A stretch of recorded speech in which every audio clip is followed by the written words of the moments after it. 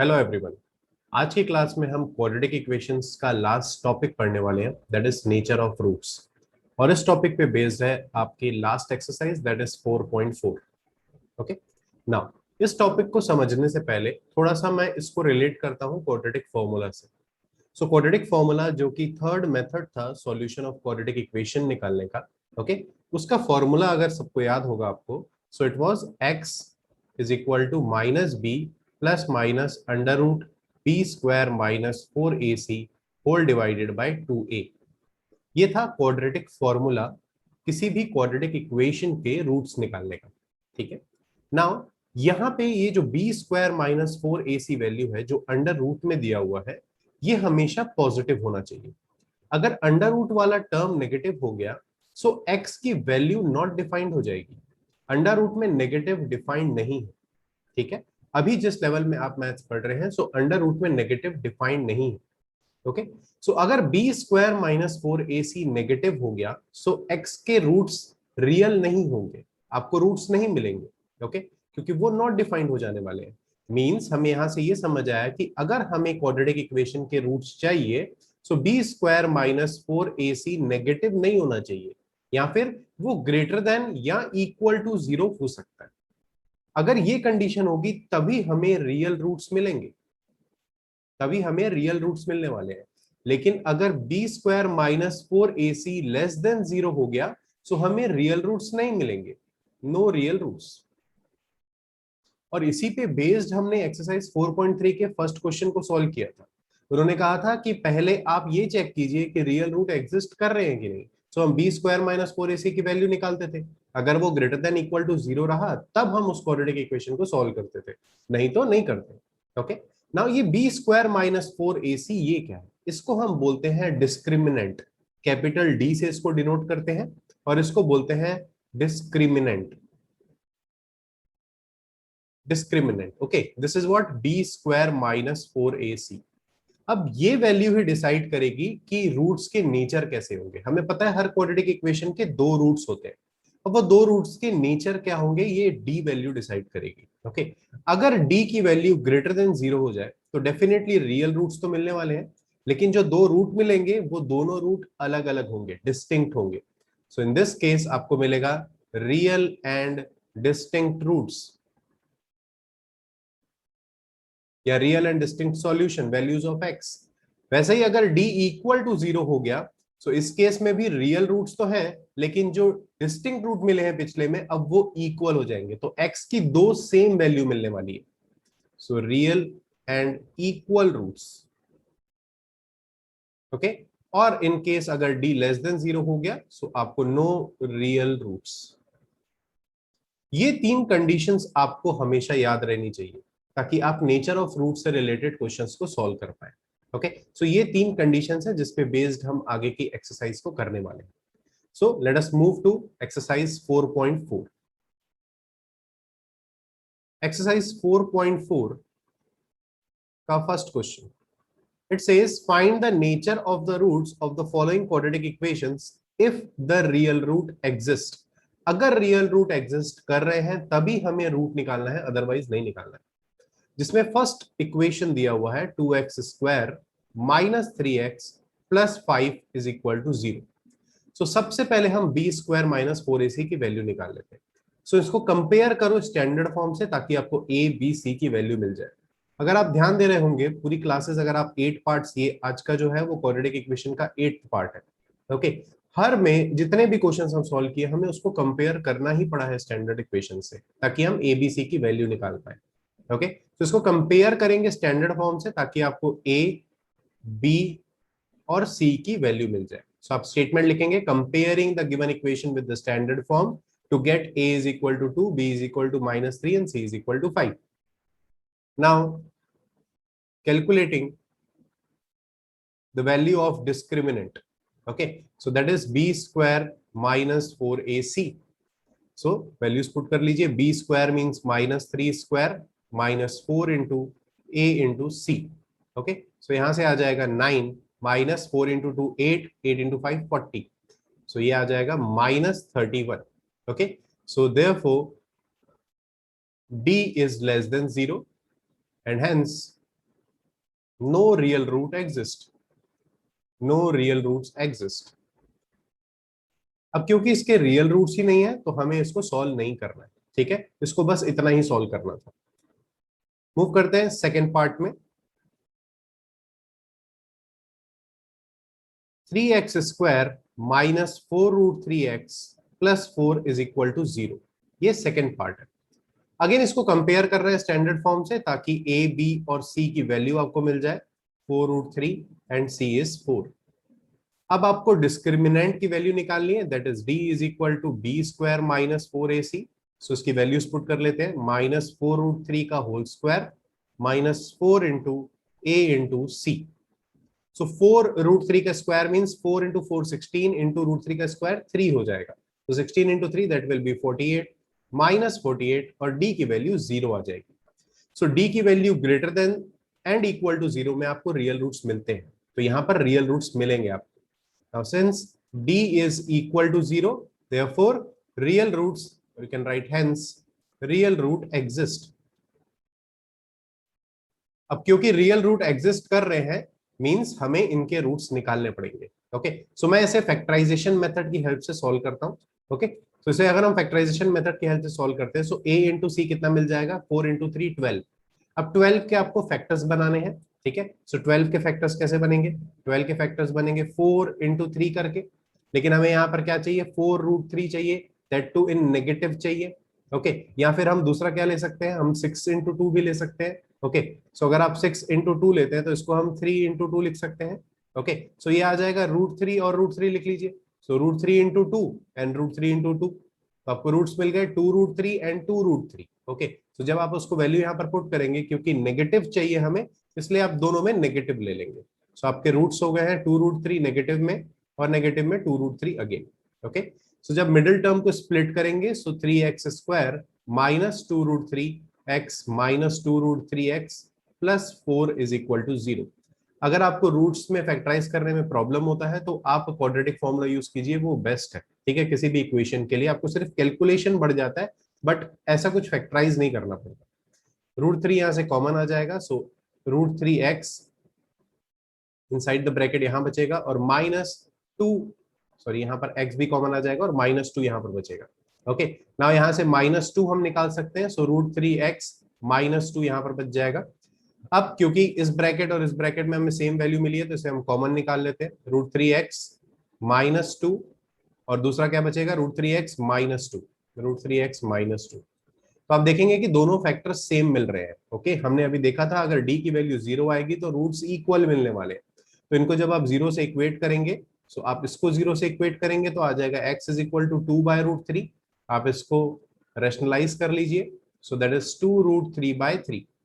Next अगर आप इसको 0 से इक्वेट करते हैं तो x की वैल्यू सेम आ जाएगी, इंटू √3/3 रेशनलाइज कर लीजिए, दैट इज 2√3/3। ओके, सो अगर d की वैल्यू 0 है तो आपको रियल रूट्स मिलेंगे और दोनों रूट्स की वैल्यू इक्वल होगी, जैसे यहां पर आपको मिल रही है 2√3/3 2√3/3। ठीक है, मूव करते हैं थर्ड पार्ट पे। थर्ड पार्ट इक्वेशन है 2x² minus 6x plus 3 is equal to 0। Again इसको स्टैंडर्ड फॉर्म से कंपेयर करके ए बी सी की वैल्यू निकाल लेते हैं। उसके बाद d की वैल्यू निकालनी पड़ेगी, b² minus 4ac, so b is -6 -4 into a into C.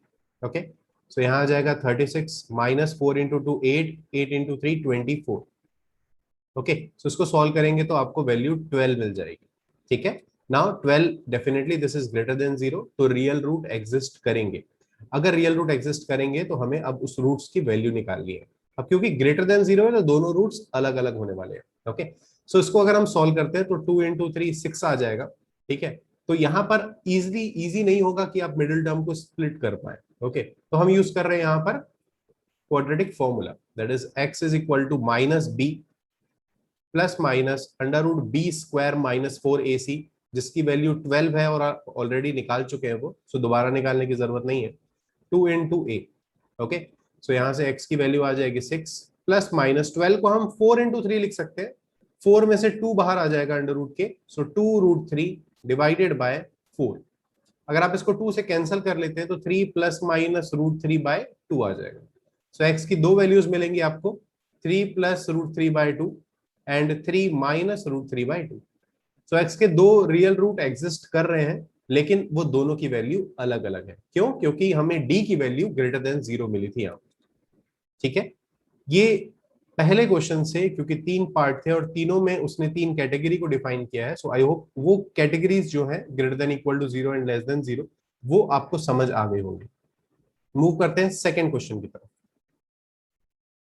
Question number 2, it says find the values of k for each of the following quadratic equations so that they have two equal roots।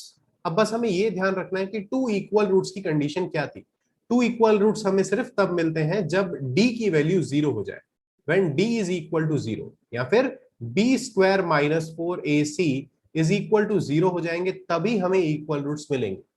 अब यहां पे बोल रहे हैं कि k की value निकालनी है अगर ये इक्वेशन में इक्वल रूट्स है, मींस हमें ये गिवन है कि this is true for this quadratic equation. ये क्वेश्चन, ये इक्वेशन सही है, इस फिट बैठेगा इस क्वाड्रेटिक इक्वेशन के लिए। इस पे बेस्ड आपको k की वैल्यू निकालनी है।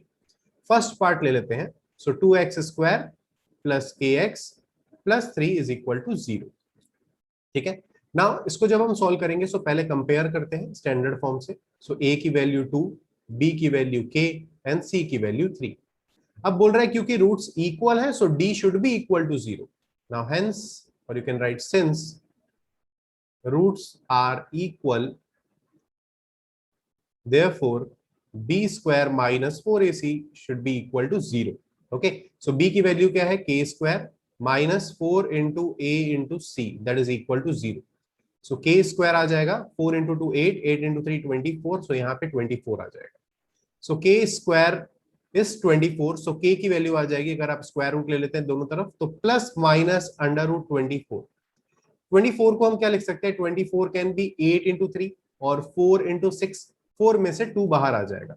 सो k will be plus minus 2√6। ये फाइनल आंसर है। k की दो वैल्यूज हो सकती हैं, प्लस √2√6 एंड माइनस 2√6। इसके बाद केवल हमें √24 नहीं लिखना है, क्योंकि ये k² वाला इक्वेशन है। स्क्वायर मींस हमें दो वैल्यूज मिलेंगी। ओके, सो यहाँ पर k की दो वैल्यूज पॉसिबल है, that is plus 2√6 and minus 2√6। Okay, तो यहाँ पे ध्यान रखना स्टूडेंट्स, काफी बार यहाँ पे सिर्फ √24 लिख लेते हैं, तो उनका हाफ मार्क्स यहाँ से डिडक्ट हो सकता है। सो इस चीज का ध्यान रखें। मूव करते हैं सेकेंड पार्ट पे। सेकेंड क्वेश्चन का second part, kx into x minus 2 plus 6 is equal to 0। Again same situation, इसको हम पहले क्वाड्रेटिक इक्वेशन बना लेते हैं मल्टीप्लाई करके। So kx² minus 2kx plus 6 is equal to 0। अब बोल रहा है कि ये क्वाड्रेटिक इक्वेशन के इक्वल रूट्स है, means b² minus 4ac should be equal to 0। लेकिन पहले इसको कंपेयर कर लेते हैं स्टैंडर्ड फॉर्म से, ताकि a b c की वैल्यू मिल जाए। सो a की वैल्यू है k, b की value minus 2k and c की वैल्यू 6। ओके, अब b² माइनस 4ac को 0 से इक्वेट कर देना है। सो माइनस 2k का whole square minus 4 into a into C that is equal to 0। So यहां पर आ जाएगा 4k² minus 24k is equal to 0। Okay, so आप यहां पर क्या करेंगे? 4 से डिवाइड कर लीजिए पूरे इक्वेशन को, तो k² minus 6k is equal to 0 आ जाएगा। अब यहां पर k को कॉमन निकाल लेंगे, so k minus 6 is equal to 0 बचेगा। ओके, सो यहां से क्या पॉसिबल है? या तो k की वैल्यू 0 हो जाए, या तो k माइनस 6 की वैल्यू 0 हो जाए, तभी जाके मल्टीप्लाई करके 0 आ सकता है। सो एक तो k की वैल्यू आपको क्या मिल जाती है? 0, और दूसरी k की वैल्यू मिल जाती है k minus 6 is equal to 0 करेंगे, so k is equal to 6 आ जाएगा। अब क्या दोनों वैल्यू पॉसिबल है या एक वैल्यू को नेग्लेक्ट करना पड़ेगा?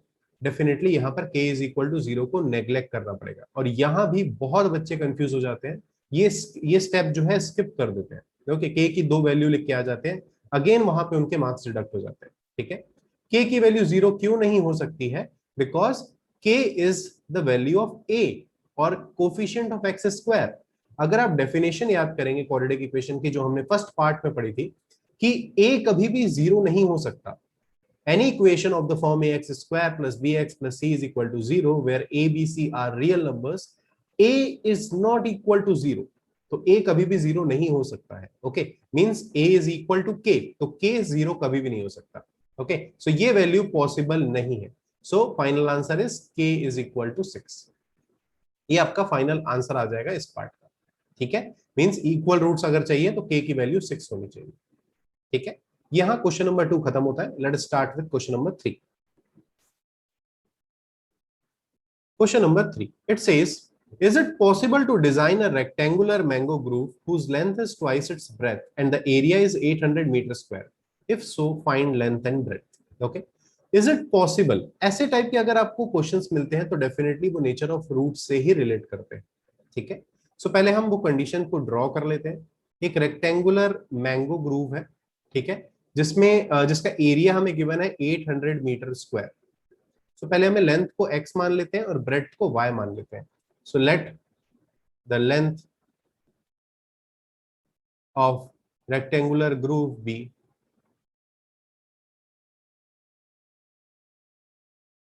Mango grove be x metre and breadth be y metre. Okay, so length and breadth हमने अज्यूम कर लिया है। अब एरिया गिवन है 800 मीटर स्क्वायर और एरिया ऑफ रेक्टेंगल क्या होता है? Length into breadth. So according to question, length into breadth is equal to the area. तो x into y is equal to 800, ये आपको गिवन है। नेक्स्ट सिचुएशन आपको गिवन है कि length is twice its breath, length is x which is twice its breath, also length is twice its breath, ये भी आपको गिवन है। सो अब बस x की वैल्यू रिप्लेस कर लीजिए यहां पर। सो अगर आप x is equal to 2y यहां पर पुट करते हैं, सो इक्वेशन आ जाएगा 2y into y is equal to 800। So 2y square is equal to 800 and y square is equal to 400। अब यहां से आपको directly y is equal to plus minus 20 नहीं लिखना है। ठीक है, आपको पहले ये बताना है कि ये सिचुएशन पॉसिबल है कि नहीं है। उसके लिए हम इसको क्वाड्रेटिक इक्वेशन में कन्वर्ट कर लेते हैं। सो 400 को जब आप लेफ्ट हैंड साइड लेके आएंगे, सो आ जाएगा y square minus 400 is equal to 0। अब अगर आप इसको स्टैंडर्ड फॉर्म से कंपेयर करते हैं तो मैं इजी कर लेता हूं थोड़ा, प्लस 0 इंटू वाई लिख लेते हैं ताकि इसको स्टैंडर्ड फॉर्म से कंपेयर कर पाए। सो जब आप इसको स्टैंडर्ड फॉर्म से कंपेयर करेंगे, सो आपको a की वैल्यू 1 मिल जाती है, b की वैल्यू 0 एंड c की वैल्यू माइनस 400। ठीक है, अब आपको b square minus 4ac check करना है। अगर वो ग्रेटर देन इक्वल टू 0 रहा तभी ये सिचुएशन पॉसिबल है, क्योंकि उस केस में हमें रियल रूट्स मिलेंगे। ठीक है, सो पहले हम b स्क्वायर माइनस 4ac की वैल्यू निकाल लेते हैं। Okay, so b square is 0 square minus 4 into a into c। सो ये वैल्यू आ जा रही है that is equal to 1600 which is definitely greater than 0।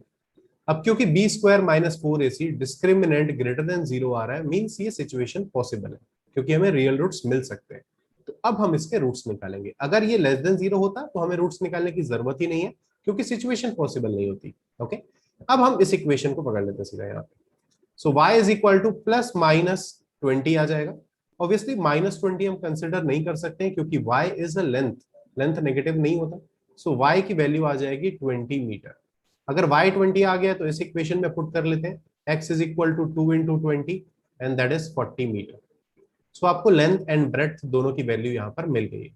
ठीक है, लास्ट में कंक्लूजन लिखना नहीं भूलेंगे आप कोई भी। ओके, लिख लेंगे length of rectangular mango grove is 40 metre and breadth is 20 metre and that will be the final answer. Next question, question number 4। It says, is the following situation possible? If so, determine their present ages. आपको present age निकालना है। The sum of ages of two friends is 20 years. So let the present age of one friend, one of the friend is x years और b x years। एक जो दोस्त है उनमें से उसकी एज अगर आप x मान लेते हो, सो सेकेंड फ्रेंड जो है उसकी एज क्या हो जाएगी? दैट इज 20 माइनस एक्स, क्योंकि दोनों का सम गिवन है 20। 20 is the sum of ages of both the friends, present age. Okay, now 20 अगर सम है और हमने एक को x मान लिया तो दूसरा अपने आप 20 माइनस एक्स हो जाएगा। आप उसको y भी कंसिडर कर सकते हैं, तो आपको एक इक्वेशन मिलेगा जहां पे y is equal to 20 minus x आएगा।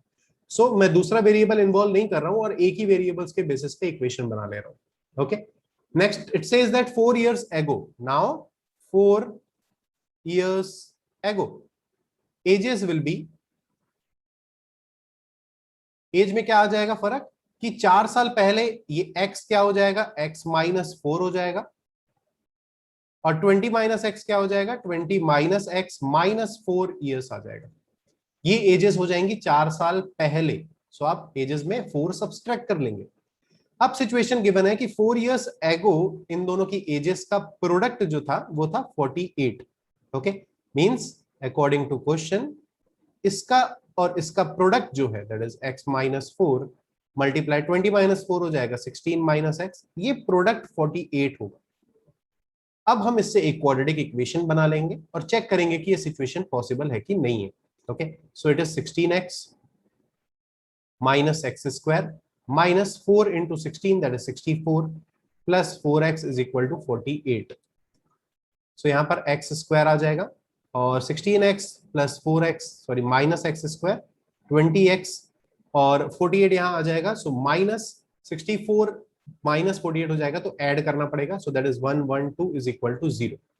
ओके, अब मैं एक्स स्क्वायर का कोफिशिएंट हमेशा पॉजिटिव रखता हूं। ओके, सो इसको माइनस से मल्टीप्लाई कर लेते हैं, x square minus 20x plus 112 is equal to 0। हालांकि आपके सॉल्यूशन में कोई फर्क नहीं पड़ेगा उसका। अब हम पहले ये सिचुएशन पॉसिबल है कि नहीं ये चेक करने के लिए बी स्क्वायर माइनस 4ac निकाल लेते हैं। ओके, सो आपको a की वैल्यू 1 मिल जाएगी, b की वैल्यू -20, c की वैल्यू 112। ओके, कंपेयर कर लेना है स्टैंडर्ड इक्वेशन से। So b square that is -20 square -4 into a into C, so ये आ जाएगा 400 -448 जो आपको वैल्यू देगा -48। Now -48 is definitely less than 0, means आपको d की वैल्यू लेस देन 0 मिल रही है। अगर d लेस देन 0 होता है तो no real root exist.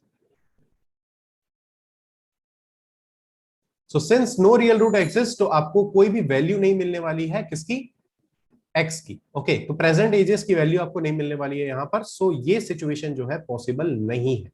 Okay, सो आपको बस इतना लिखना है कि ये सिचुएशन पॉसिबल नहीं है since discriminant is less than 0। ठीक है, नेक्स्ट लास्ट क्वेश्चन इस चैप्टर का, दैट इज क्वेश्चन नंबर 5 इस एक्सरसाइज और इस चैप्टर का लास्ट question. Is it possible to design a rectangular park of perimeter 80 metre.